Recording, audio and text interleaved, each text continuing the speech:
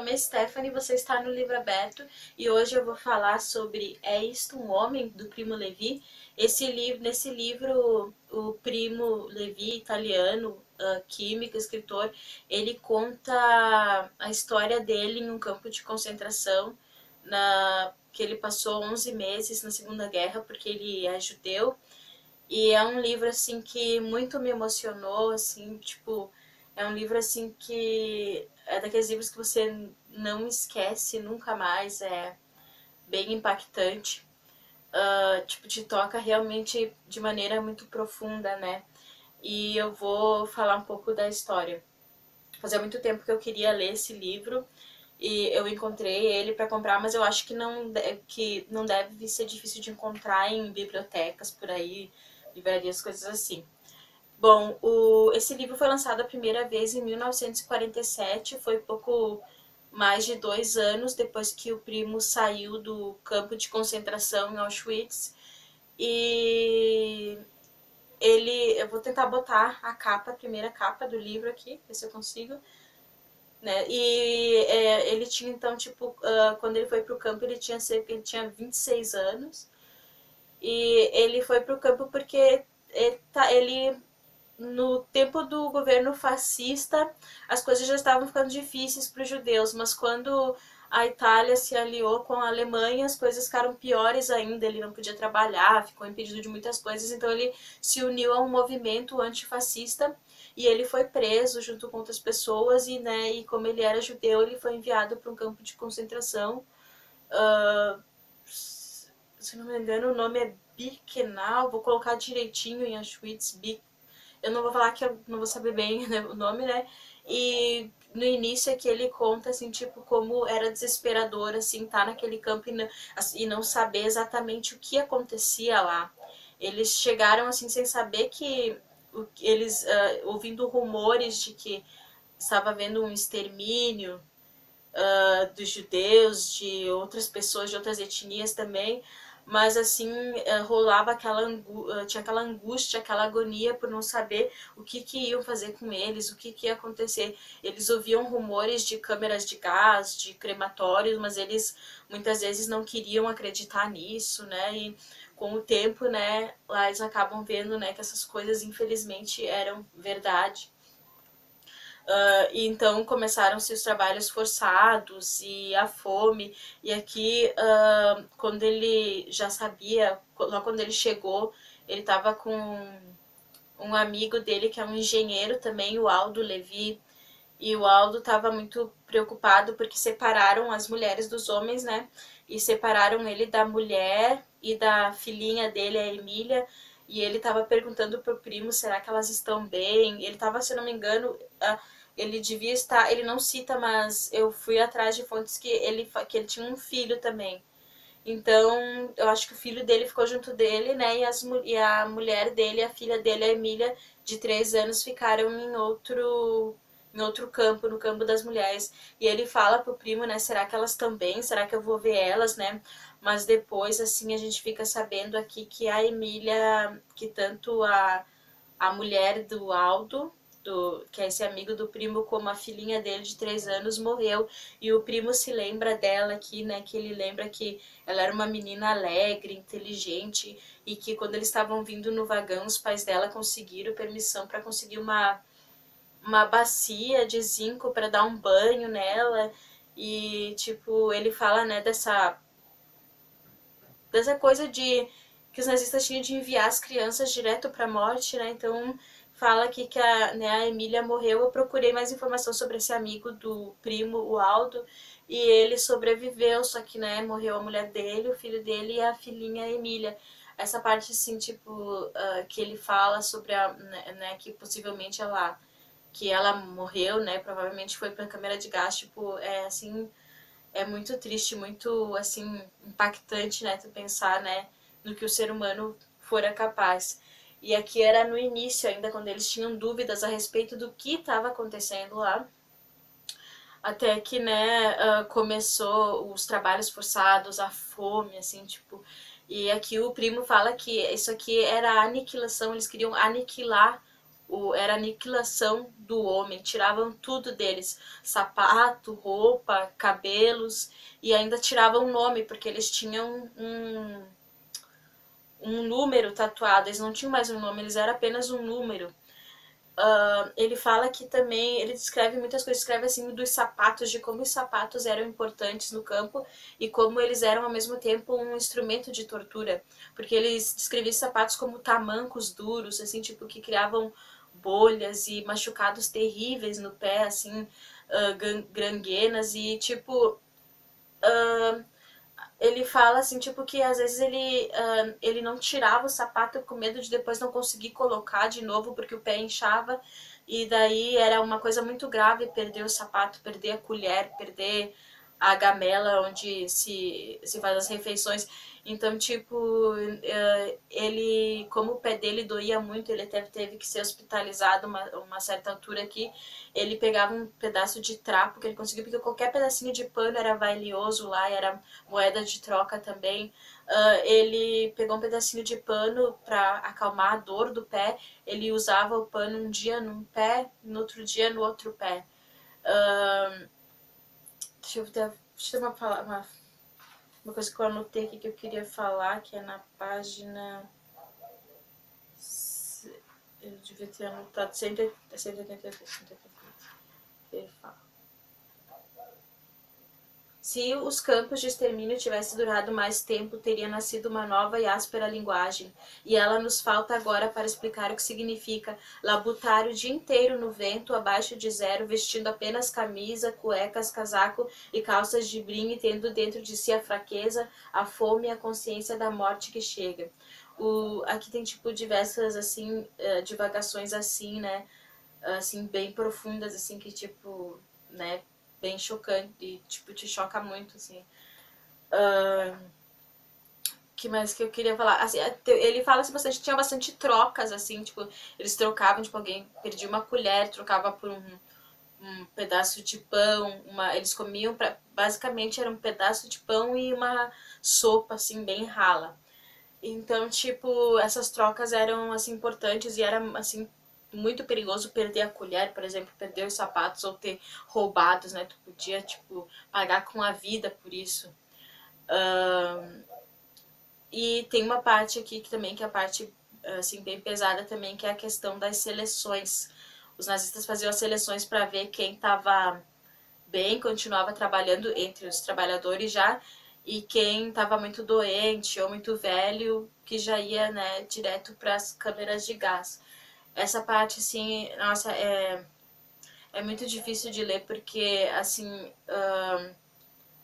você pensa, eles, assim, tipo, ficavam, assim, quando sabiam que tinha seleção, eles pegavam e ficavam entre eles lá no galpão, assim, mostrando um pro outro corpo, ficavam nus mostrando pro outro corpo, assim, na esperança que o outro dissesse, assim, tu acha que eu vou passar na seleção, tu acha que eu tô bem, tu acha que... Daí a pessoa falava, não, tu tá bem, tu vai passar na seleção, tipo assim, um desespero, assim, sabe?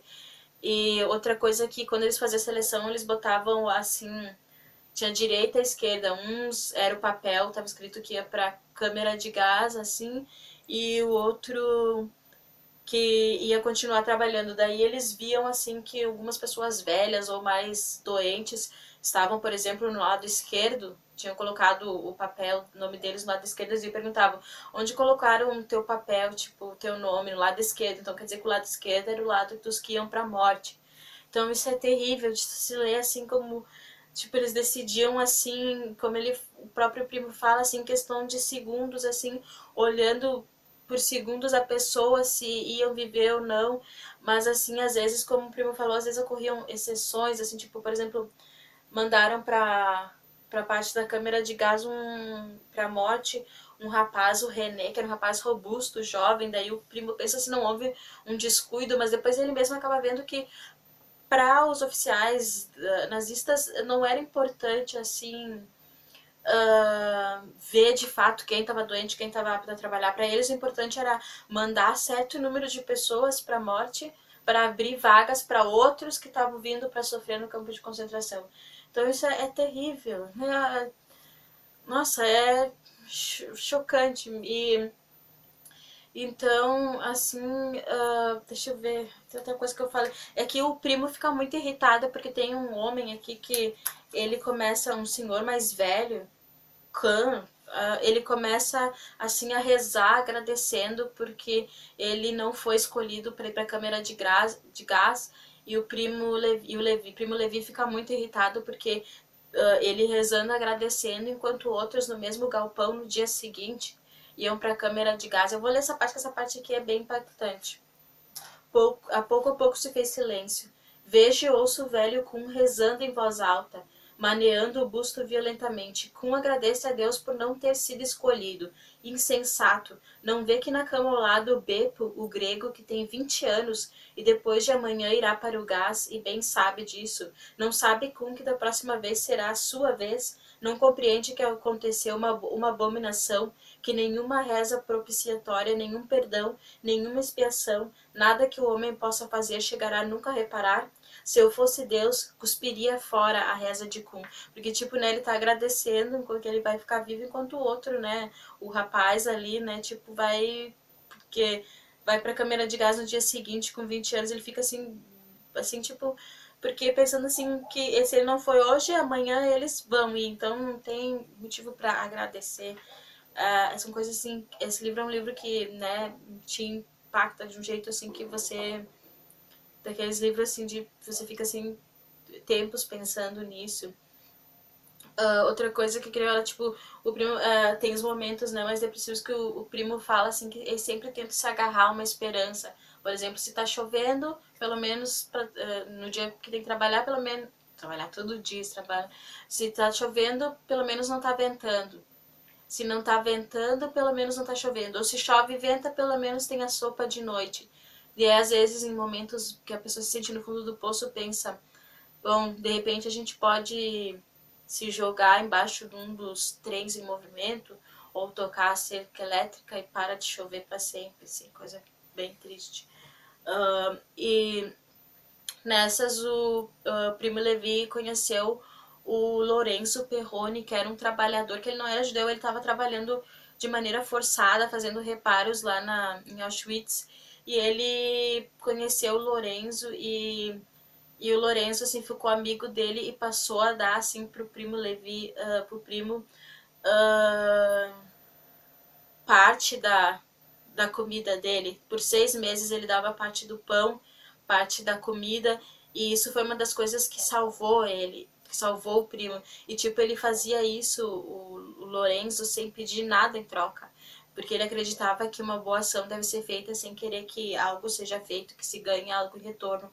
O primo tem muita estima pelo Lorenzo, ele fala assim que era um homem que conseguiu manter sua humanidade mesmo em meio àquele horror, e ele viu como os judeus estavam sofrendo mais, ele estava trabalhando lá dentro, né, mas depois né, ele ia ser um homem livre, mas ele se compadeceu, né, e o primo até cita aqui que uma coisa que ele falou que graças ao Lorenzo o Lorenzo não fez me esquecer que eu ainda era um homem, porque ele, como fala aqui no título, né, eles fazem a pessoa perder toda a humanidade dela, querem que as pessoas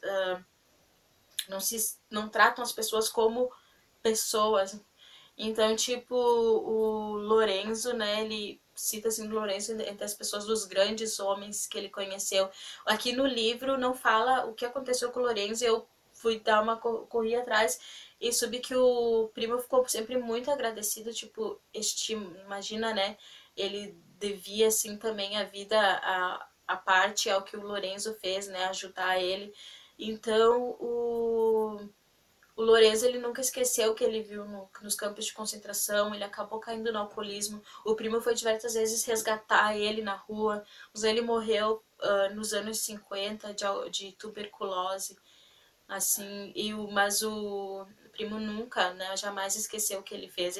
Tanto que o primo nomeou os filhos dele, assim, nomes assim, em homenagem ao Lorenzo. Eu anotei aqui a Lisa Lorenza e o Renzo de Lorenzo, né? Então, tipo, é uma das pessoas que, né, daquelas pessoas, assim, que conseguiram manter a humanidade, ajudar os outros, e ajudou, assim, sem querer nada em troca. Um grande homem, como ele fala aqui. Certa altura que o primo foi como ele era químico, ele foi chamado para ele e um amigo dele, o Adolfo, foram chamados para trabalhar no laboratório. Ele foi trabalhar lá e tinha umas mulheres que eram alemãs que tipo super maltratavam eles assim. E isso também ajudou ele a sobreviver porque o laboratório era mais quente, né? E tal. E nessas ele ficou doente e o campo já a guerra tava para acabar assim. Os alemães, os nazistas ali estavam sentindo, né? Já tava a artilharia russa estava chegando e então o campo logo ia ser libertado. O que eles fizeram foi pegar as pessoas que eram sãs e ir com elas para uma marcha, que são conhecidas como as marchas da morte, né? Que essas marchas da morte, elas tinham assim como o objetivo principal era matar as pessoas no meio do caminho para enterrar e acabar com as provas, assim, né, do que eles faziam nos campos de concentração. E o amigo dele, o Adolfo, como o primo estava doente, ele ficou lá com outros que ficaram lá também, outros que ficaram no campo. Ele ficou eu não me lembro que eles tinham escarlatina. Ele ficou lá e o amigo dele, Adolfo, que era químico também, como estava ação, ele foi e eles não sabiam o que ia acontecer, não sabiam bem, né? Não sabiam que era a marcha da morte. E o Adolfo, né, esse amigo dele, infelizmente, foi uma dessas pessoas, né, que morreu no caminho, né? Nunca mais foi encontrado. Nessas, o campo é libertado e aqui o livro termina aqui, né? Com ele falando sobre um amigo que ele fez aqui no campo, que eles continuaram em contato ao passar dos anos. Então o primo tinha aqui 26 anos, né? Passou 11 meses e o campo foi libertado, assim, as pessoas, os amigos dele não reconheciam. O primo Levi, ele tava assim, né, imagina, doente, magro, assim, tipo, mas uma coisa ele queria era lançar um livro falando sobre o que aconteceu lá, para as pessoas jamais esquecer, para jamais se repetir. E ele, quando ele saiu do campo eu até anotei o número, dos 650 judeus italianos que entraram com ele no mesmo trem, no campo de concentração, dos 650 só 20 sobreviveram. E o primo Levi é um desses 20. 650, só 20. Nossa, terrível. Bom, mas o Levi queria, né, realmente escrever esse livro para escrever sobre os dias em que o homem não passou de uma coisa ante os olhos dos outros homens. Então ele queria mostrar, escrever para os outros saber o que aconteceu. E daí temos esse livro que é esse relato, né, pungente, assim, necessário. Depois, passou-se o tempo, ele casou, ele teve esses dois filhos, a Lisa, a Lorenza e o Renzo, mas assim, ele voltou a trabalhar como químico, escreveu muitos livros, e só que ele tinha momentos de séria depressão, né, por conta do que ele passou também. Então eu vou falar um pouco sobre o primo morreu em 1987, aos 68 anos, e a morte dele, assim, se tem dúvidas até hoje se foi um suicídio ou não. Ele teria se jogado de uma escada ou caído de uma escada. Amigos próximos falam que ele realmente estava muito deprimido. Teve momentos de depressão antes, talvez ele realmente tenha se matado, se suicidado. Mas tem alguns amigos que falam que ele, como químico, não ia escolher esse método, assim, tipo, que ele podia só se machucar, assim, tipo, de se atirar pela escada. Então, tipo, tem essas controvérsias, mas o que importa, né, foi o grande pessoa que ele foi, o grande homem que ele foi, e os livros dele, principalmente É Isto um Homem, que é um legado, né, que eu, assim, recomendo para todo mundo. E como eu já vi falar, outras pessoas falarem, eu acho que esse livro devia ser obrigatório em escolas. E esse livro é muito importante, principalmente em tempos, nossos tempos, que são tempos de grande intolerância, né? Que parecem que são tempos modernos, parece que isso não aconteceria de novo, mas, mas se tu for ver, assim, né, o tempo em que nós estamos vivendo, isso poderia acontecer, sim, pela grande intolerância, seja religiosa, racial, que existe. Então, esse livro, na nossa época, é mais do que necessário. Então, assim como eu falei, ele deve ter em bibliotecas e essa edição nova tem em livrarias, então, né, é um livro, assim, que eu considero obrigatório. Outro livro que eu queria indicar, assim, a respeito da Segunda Guerra, do Holocausto, é um livro, assim, que foi escrito, na verdade, assim, a Anne Frank, o Diário de Anne Frank foi escrito, assim, quando ela estava, assim, num sótão, escondida, com a família dela. E então esse livro, né, conta assim a visão dela assim de dentro do anexo em que ela estava escondida. Eu li esse livro uma vez, mas faz tempo, e eu quero reler ele para fazer uma resenha, mas eu também indico muito assim desse tema aí nesse livro. Também eu acho que esse livro e o Isto é um Homem também deveriam ser obrigatórios em escolas, sabe? Para que isso nunca mais se repita.